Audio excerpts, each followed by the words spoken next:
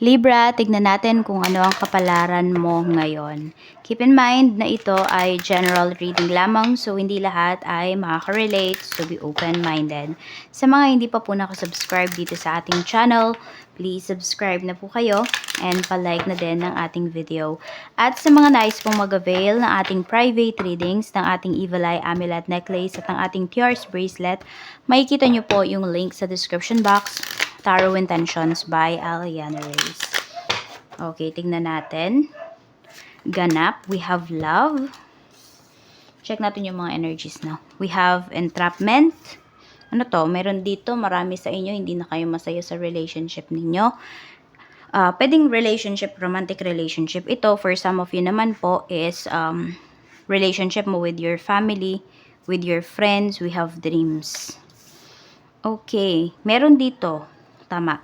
It's either kasama mo sa bahay, karelasyon mo, family members mo, pwedeng, alam mo yun, kinukulong ka nila. Yan yung nafe-feel mo eh. Diba? Na lagi silang tutol sa mga decisions mo, Libra. Parang hindi sila nagtitiwala sa'yo. Ayan po. We have, how teachable are you? So, meron bang mga teachers dito? Ayan po. Or meron kayong mga gustong matutunan. Ayan po, may mga skills kayo dito na pwede nyo pong i-pursue, pero yun nga, wala kasi kayong suporta na nare-receive. Actually, kaya nyo naman kahit walang suporta nila. Kaya lang kasi, di ba, mas nakaka-inspire kasi if may nakakaintindi sa'yo. Pero kung wala talaga, hindi mo yan mahahanap dyan sa mga tao sa paligid mo, Libra, you go for it na, kahit na wala kang support na nare-receive. Basta magtiwala ka sa sarili mo. Kasi meron dito, sinasabi niya na mahal ka niya. Siguro, ewan ko, overprotective yata yung taong to sa'yo. Kaya, yan po. Ayaw niyang i-pursue mo yung dreams mo. Okay? Could be your dream job. Ganyan. So, 28, 34, 3, and 9. Yan po yung lucky numbers mo or significant number yan sa life mo. Tingnan pa natin. Meron tayo ditong 17. Ayan, holding hands. So, parang yung taong to, lagi yata niya gusto naka-akbay siya sa'yo. Gusto niya lagi siyang alam mo yun, laging kung saan ka pupunta, gusto niya nandoon siya. Oo. Parang possessive nga to sa'yo. Ganun. Yung tao na to. Or yung iba po sa inyo naman, pwede na meron dito, may maliliit pa kayong anak. So, hindi kayo makapagtrabaho kasi po walang magbabantay sa kanila. Pwede kasi na malayo kayo sa family nyo or may kanya-kanya rin kasing buhay yung mga family members mo kaya walang makatulong sa'yo dito. Either sa side ng asawa mo or sa side mo yan. Yan, kaya nahihirapan po kayo dito. Ayan o, laging tingnan mo, may bata dito na nakasunod sa'yo. Hindi mo pa siya maiwan. Tingnan natin. Okay. Energy mo naman. Check natin yung energy mo. Spirit guide, energy po ni Libra. Ito yung napaperceive ng mga tao pagdating sa'yo or napoproject mo. Diba? Ito yung nakikita nila. Ito yung pagkakaintindi nila sa'yo. Tignan natin. We have Ace of Coins. Ayan. Iniisip nila dito marami kang pera. Pwedeng meron nga dito iniisip nila. Pinagtataguan mo sila ng pera. At saka maraming naiinggit sa'yo dito kasi maraming opportunities na dumarating for you. Check naman natin yung energies around you. Ayan, tingnan natin. Tingin nila din sa'yo dito, yayamanin eh. Or parang pag may mga binibili ka, issue yun sa kanila. Lagi nilang napapansin kung ano man yung binili mo. So, parang pag lumalabas ka, pinagtitinginan ka talaga. Napapansin mo ba yun? Parang yung mga tao nakatingin sa'yo. Yun. Hindi yun dahil naiilang ka or what. Or takot ka sa tao kung hindi. Meron po talaga, ayun na, tignan mo. Yung mga tao dito sa mo. Ano ba ito? Nang iintriga. Mga intrigero, intrigera. Yung mga tao sa paligid mo. Tapos tignan mo. Okay, parang akala mo wala talaga silang paki sa'yo, pero totoo, tinitignan ka nila. Tinitignan nila talaga yung kilos mo. Oo, lagi silang may nasasabi.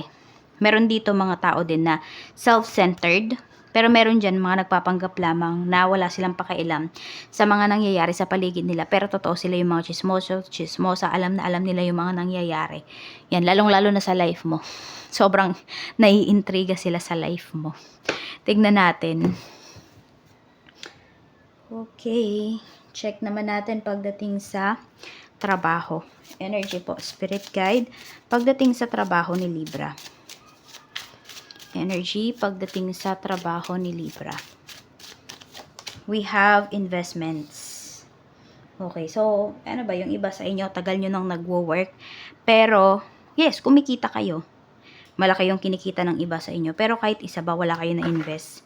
Or sabi natin, wala kayong naipon pagdating sa work. We have new beginnings. Hit the reset button. Di mo ma-hit yung reset button. I don't know, meron kayong takot na nararamdaman or yung iba nga po sa inyo kasi feeling trap kayo dito. Di kayo makapagsimula.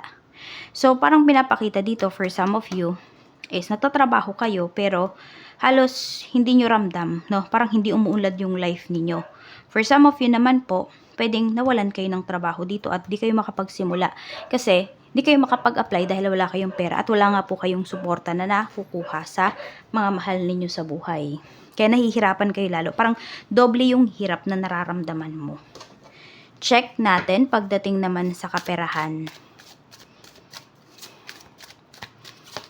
We have 7 of coins. Ayan o, mabagal talaga. So, for some of you nga po, pwede na wala talaga kayong ipon. Or sabi natin, nagkaroon naman kayo ng ipon, pero naubos na din siya. We have Page of Wands. Naghahanap na talaga kayo ng bagong pagkakakitaan. So, encourage nyo po talaga yung sarili ninyo kung walang nag-encourage sa inyo. Kasi kayo lang makakatulong sa sarili ninyo. Tignan natin. Okay, sa money, we have the Fool. Ayan o. Endless naman daw yung opportunities para sa'yo dito. Need mo lang talagang tumayo sa sarili mong mga paa. Tignan mo, nakikita mo ba mag-isa ka lang dito sa mga cards natin? 'Di ba? Kaya, push mo na po yan. Kasi wala ka talagang asahan sa ibang tao. Kung ano man yung naging problems mo in terms of money, baka nga meron yung iba sa inyo dito, may binabayaran pa kayo eh. Pero ayan naman, kung meron kayong mga utang, unti-unti naman daw mababayaran po ninyo. Kaya, do not lose hope. Hindi naman habang buhay ay may utang kayo. Kaya syempre, promise yourself din na, ayan, pag nagkaroon na kayo ng trabaho, gumanda na yung income ninyo, is promise yourself talaga na papaguhin nyo yung pag-handle ng money ninyo at hindi na kayo mangungutang kung hindi naman kinakailangan. Check natin sa business naman po. Kamusta naman ang business? We have the High Priestess.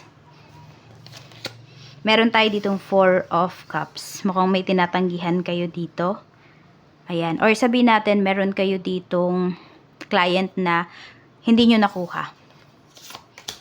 We have 10 of Coins. Pero, wag daw kayong manghinayang, tsaka wag kayong panghinaan ng loob kasi meron pa rin naman dito, no, na mga tao talaga na supported yung business mo at mag-a-avail talaga dito ng mga products mo. So, no need daw na ipilit mo yung sarili mo dito. Kasi yung taong nakadeal mo na to, nakausap mo, na akala mo interested na interested sa business mo, sa mga produkto mo, akala mo lang yun. Okay. Pwedeng mayroon na yung ibang kausap ngayon. Kaya, let go mo na yan. Huwag mo nang pilitin.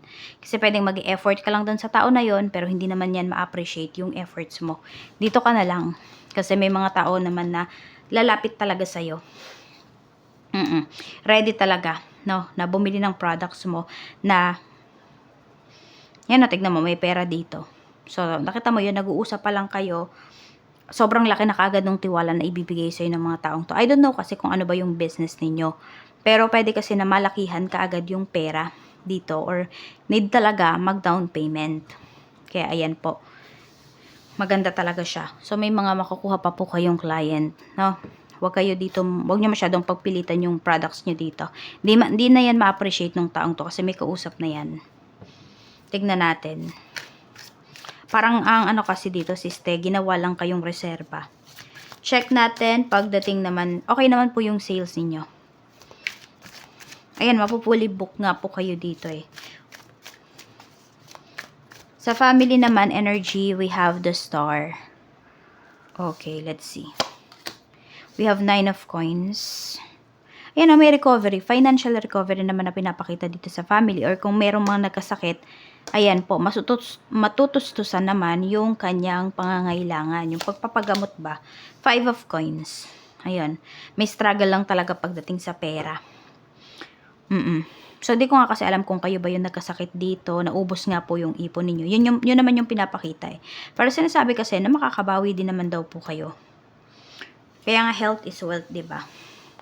Kaya ingatan nyo rin po yung inyong sarili. Ayan, para sa mga nagtatrabaho dyan, para sa mga negosyo, halos hindi na kayo natutulog, lagi kayong stress, alagaan nyo din po yung health ninyo. Kasi ito, baka sa pagpapagamot lang mapunta yung pera na kinikita ninyo, which is hindi maganda. Oo. Kaya, alagaan nyo din po yung health ninyo. Mukhang meron dito sa family, maraming utang.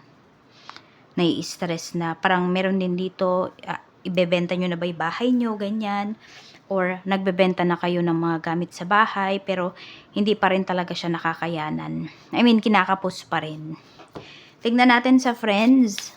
Energy po spirit guide ng friends. Meron tayo ditong 7 of Cups. Meron tayong 8 of Wands. Actually, meron kang kaibigan dito, mahirap siyang kausap. We have the Hierophant. Okay, magkaiba kasi kayo ng beliefs ng ano na to, ng tao na to, ng friend mo na to. So, hindi ko alam kung pinipilit niya ba sa'yo lagi yung kanyang religion, ganyan. So, medyo naiinis ka na sa kanya. Pero kasi pwedeng siya lang din talaga yung nakakausap mo. Siya lang yung nagtsatsaga na kausapin ka na mag-rant. At alam mo yun, nakakapag-rant ka sa kanya ng mga problems mo. And, ayun, parang siguro pinagtsatsagaan nyo na lang yung isa't isa. Kasi, friend yung turing nyo naman sa isa't isa. Kaya lang kasi, di ba, meron siyang gustong makuha sa'yo, which is, yun nga, yung pwedeng ang in-offer niya sa'yo yung religion nila. Ikaw naman dito, kinakausap mo siya kasi nga, siya lang yung nakikinig sa'yo. So, ayun yung nakikita ko dito. So, parang alam mo yan, titignan niya kung, ano ba, mapipilit ka ba niya? Or may encourage ka ba niya? Ayan, mukhang mas matanda sa'yo to yung friend mo na to. Or pwede rin naman na mas bata siya sa'yo. Ito kasi, you have other friends. Pero pag sila kasi yung kinakausap mo, ayan, kausapin ka lang sandali, tas babay na. Pero meron talaga dito isa nagtsatsaga sa'yo. Kaya, be grateful dito sa kaibigan mo na to. Kahit sabihin natin na magkaiba kayo ng mga decision sa buhay, magkaiba kayo ng mga paniniwala. Pero alam mo yun, at least, pinapakinggan ka ng taong to. Check natin pagdating naman sa love life. Kamusta ang love life ni Libra? Queen of Cups. So, parang waiting. Nasa waiting season pa rin yung iba sa inyo. Tignan mo, diba? Mag-isa ka lang dito sa table. So, marami din dito. Pwedeng, ayan, single pa. We have 8 of Cups.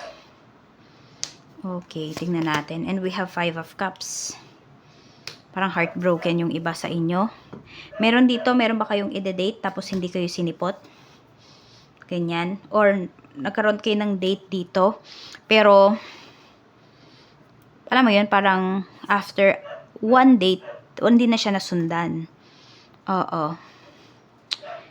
So, you let go na lang of this person kaysa matrap ka sa energy na binigay niya sa'yo. Tapos, hindi naman niya kayang panindigan. Pwedeng napapaginipan mo pa yung taong to hanggang ngayon. Kaya din siguro, lagi mo siyang naaalala. Kaya, hindi mo siya makalimutan. Diba? Tinuturuan mo naman yung sarili mo na kalimutan na yung taong to. Pero as of this time kasi, hindi mo pa magawa. Feeling mo kasi meron kayong unfinished business.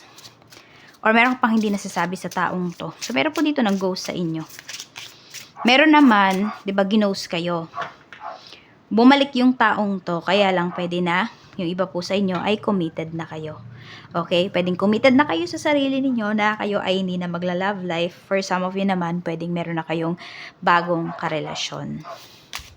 So, meron naman dito na heartbroken. Tignan natin ano ba yung gustong sabihin sa'yo ng tao na yan na hindi niya nasabi sa'yo. Okay, yung parang tinago niya na lang ba? Tinago niya na lang to sa'yo. Tignan natin. I have many regrets that keep me from moving forward. Ito yung sinasabi ko. Diba? Na broken-hearted yung taong yan. Kasi, umalis siya. Pagkabalik niya, ginose ka niya. Pagkabalik niya, may iba na. Siyempre, hindi ka naman martir, Libra. Hindi ba? Para hintayin mo pa siya, wala nga siyang paalam nung umalis siya. Naku, mag-isip naman siya, ano. Pero ayun, hindi niya lang siguro sinabi sa'yo na nagsisisi siya. No? Ito pa. I'm keeping secrets from you and I hope you don't find out. Puro may secrets, may regrets. So, yung taon to, sabihin na lang natin, hindi talaga siya naging honest sa'yo in the first place. Kaya, hindi dapat pang hinayangan. So, yan lang po ang mensahe para sa'yo, Libra.